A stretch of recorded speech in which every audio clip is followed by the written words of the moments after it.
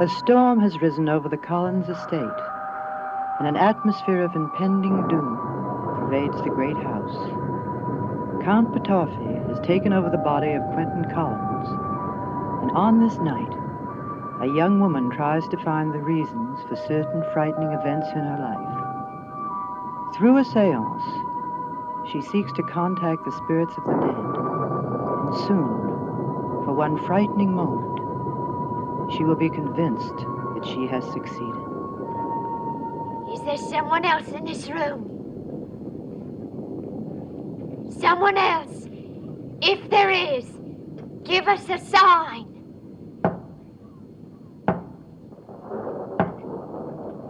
We must be quiet. Someone is here. What happened to the candle?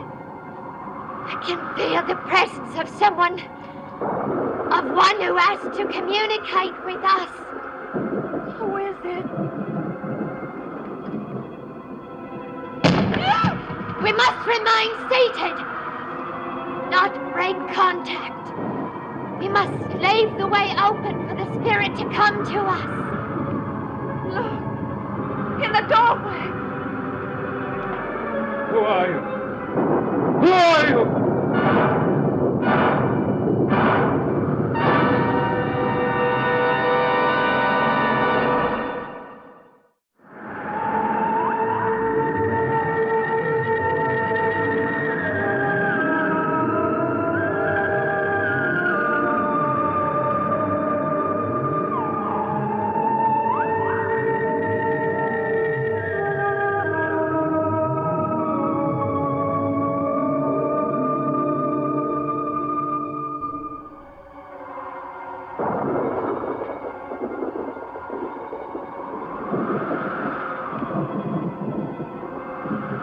I said, who are you? Good Lord! Judith! I've come home. Here, quickly, someone, the candle.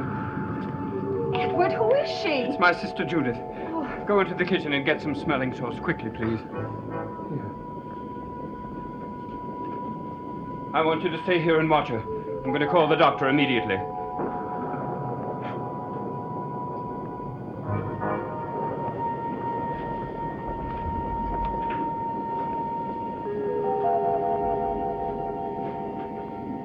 What you looking at me like that for?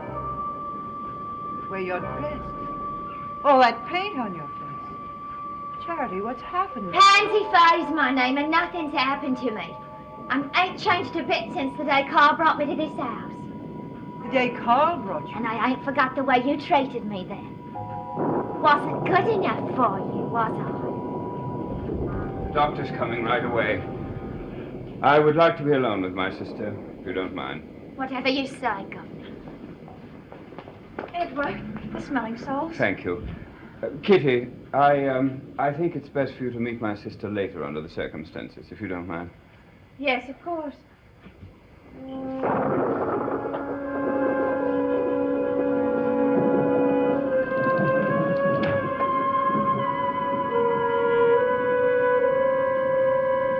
Here, what's the matter, love? I'm just somewhat embarrassed, that's all. Whatever for? I should have realized that was your sister. Oh, I'd not fret about that if I was you. I mean, you got a title and lots of money. You're well-bred, if you know what I mean. That's all she cares about. You seem to know her quite well. Well enough, love. Well enough. I'm sorry you didn't learn nothing from the seance. So am I. I really did sense a presence. I expect it was her popping in so sudden like what frightened it away. Maybe we could try it another time. Yes, another time.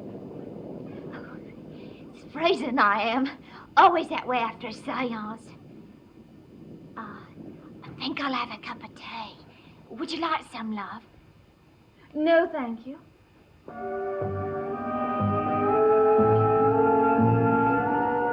Edward, I tell you, I'm all right. You can call the doctor and tell him not to come. But, Judith, you nearly fainted. It's the excitement of being home again. again after having been away so long.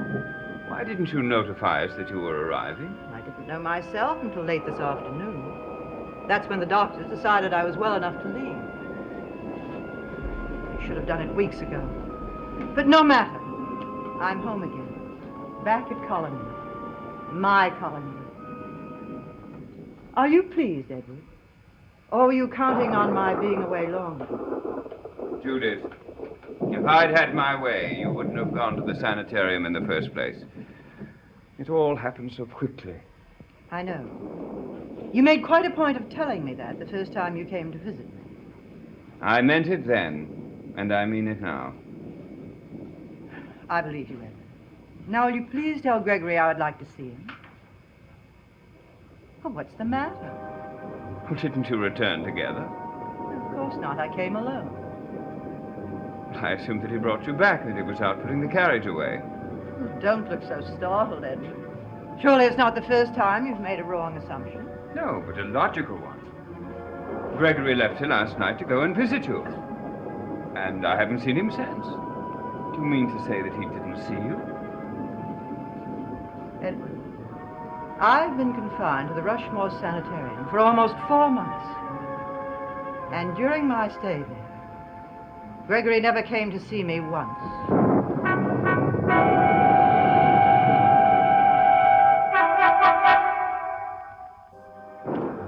Judith, this is unbelievable. It's hardly something I would make up, Edward. Gregory Trask went at least once a week to visit you at the sanitarium.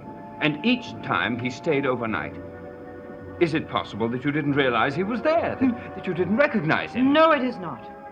Are you suggesting that I was not in my right mind while I was there? I'm suggesting no such thing. But you weren't yourself those last few weeks. We both know that. At no time when I was at Rushmore Sanitarium was I not in complete control of my faculties. I certainly recognized you when you came to visit me. Why didn't you mention that he didn't come to see you? Because I was ashamed and hurt. But I'm sure that Gregory has a satisfactory explanation for why he did not come to see me. Satisfactory explanation, my dear sister. This is unforgivable. I refuse to pass judgment until I've had an opportunity to speak with Gregory. There is nothing to be said. He's obviously been lying all along. The subject is closed, Edward. Judith, before you leave, I think there's something you should know. The family is no longer in danger from Barnabas Collins. He is dead.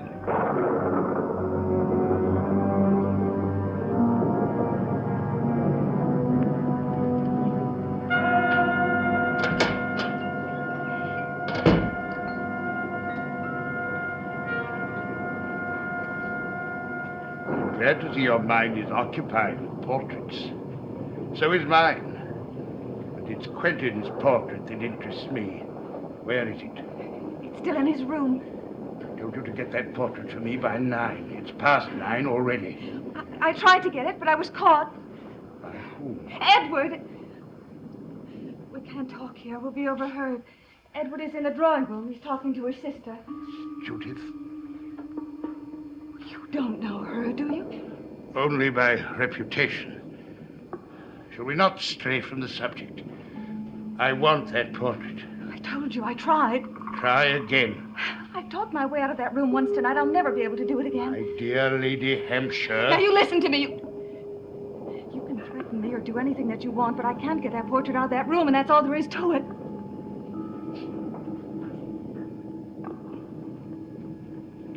Judith. Perhaps she is my answer. No, she'll never believe what's happened to me. I must think it over very carefully before I speak to her.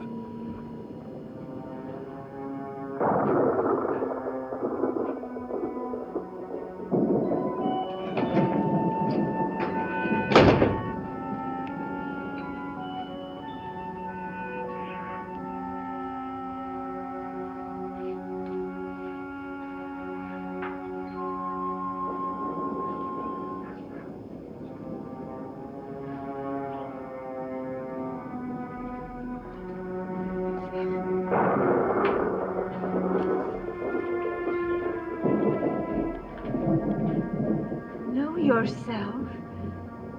be who you must be.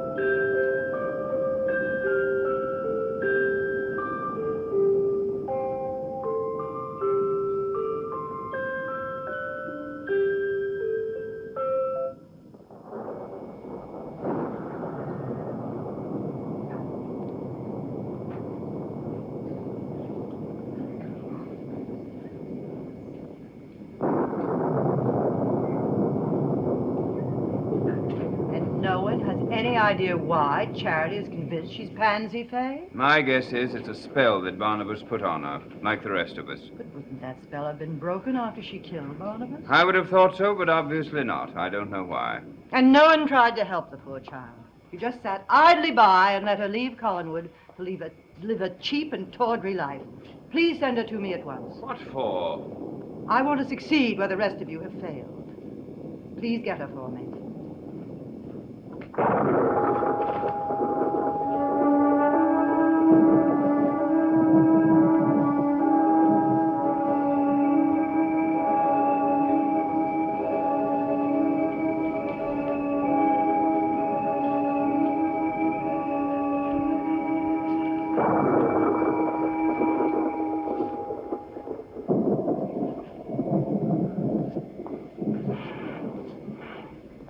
You've asked to see me?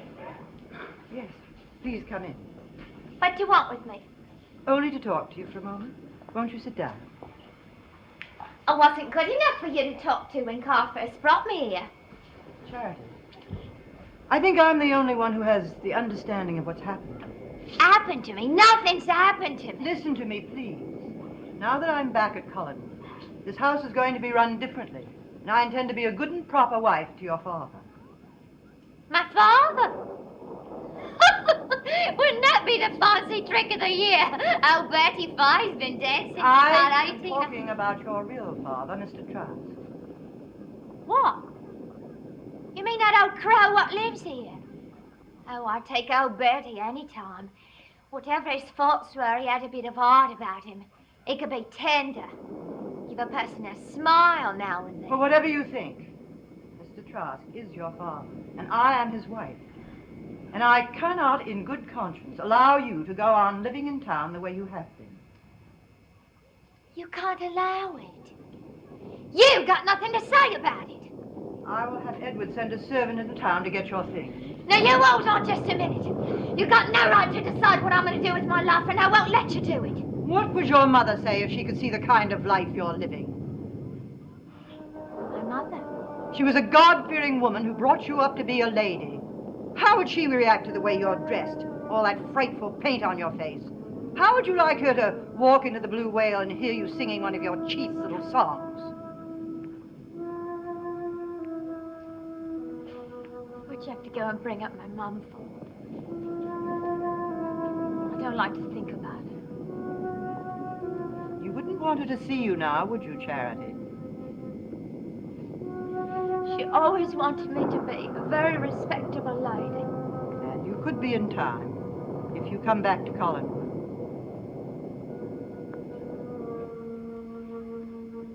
Why do you want to do this for me? I think I owe it to you. Because of the way you treated me when we first met. Think that if you wish. I think this is where you should be. It is such a lovely house.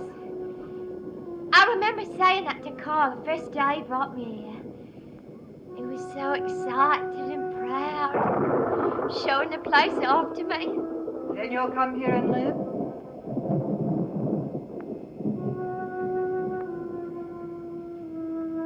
Yes. Yes, I will.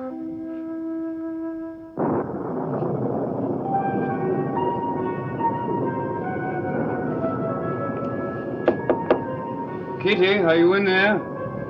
I'd like you to meet Judith now. Kitty?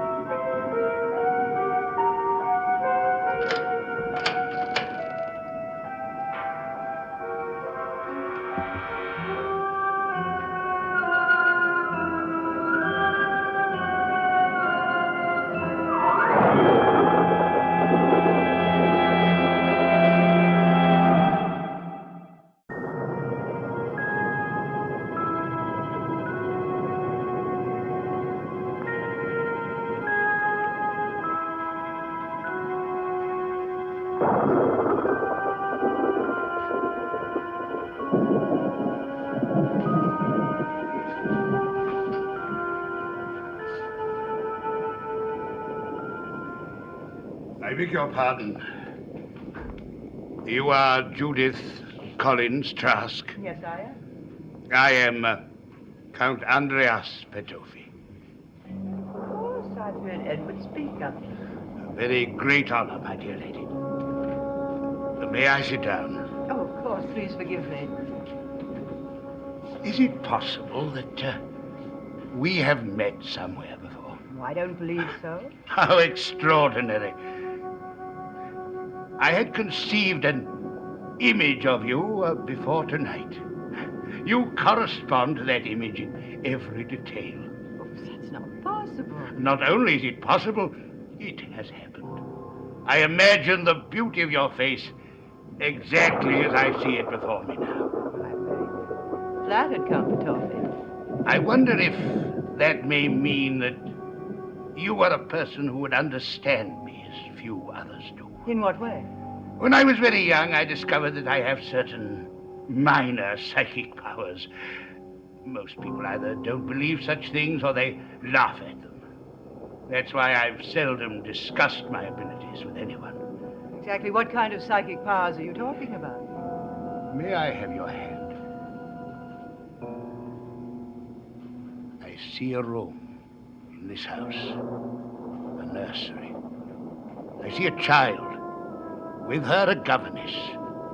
The governess has just mistreated the child. The child retaliates by biting the governess in the arm. That child is you. The name of the governess is Angela Stone. That's incredible. An incident like that really did occur in my life. Shall I go on? Please do.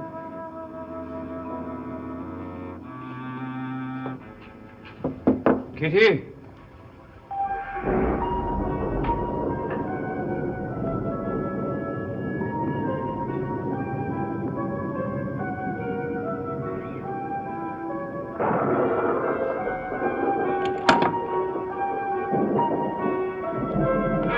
Know yourself.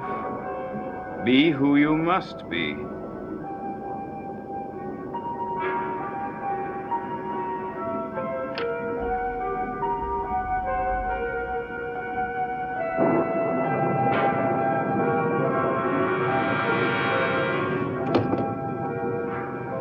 During the funeral, you never cried once. But after your parents were buried, you went to your room, locked the door, and wept bitterly. What you didn't know was that your brother Quentin was in the room already. He caught you crying, and you found that unforgivable. He saw a side of you you'd never allowed anyone to see. Perhaps that's why you've always got on so badly with him. You're an extraordinary man, Count Petofi. And you are a most cooperative subject and a very charming lady. I hope we shall become great friends. Sure we shall be. And I want you to feel at home any time you come to this house.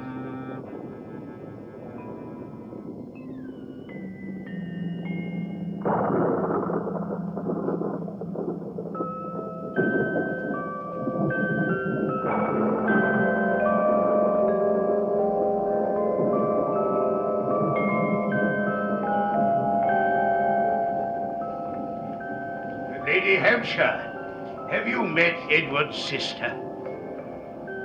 He's waiting for me. I must go to him. Lady Hampshire! Lady Hampshire! Who is that woman? She was with Edward when I arrived. Lady Hampshire, her late husband was a great friend of Edward's. He died very recently. She's taking it rather badly. Did she say she was meeting someone? Yes. Perhaps I'd better go after her and make sure she's all right, if you will excuse me. Of course.